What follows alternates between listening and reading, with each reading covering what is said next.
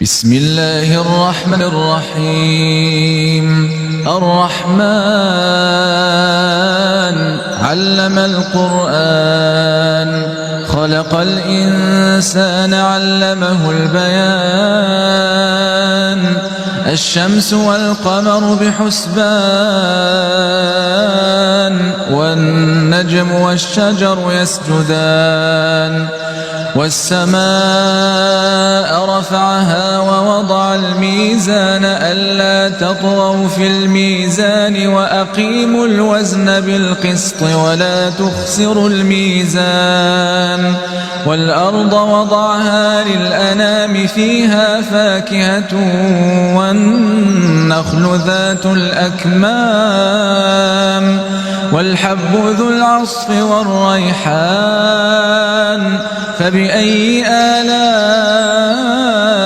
ربكما تكذبان خلق الإنسان من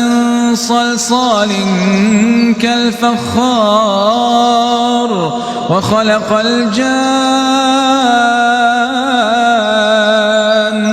من مارج من نار فبأي آلاء ربكما تكذبان رب المشرقين ورب المغربين فبأي آلاء ربكما تكذبان مرج البحرين يلتقيان بينهما برزخ لا يبغيان فبأي آلاء ربكما تكذبان يخرج منهما اللؤلؤ والمرجان فبأي آلاء ربكما تكذبان وله الجوار المنشآت في البحر كالأعلام فبأي آلاء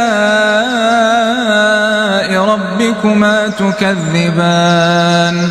كل من عليها فان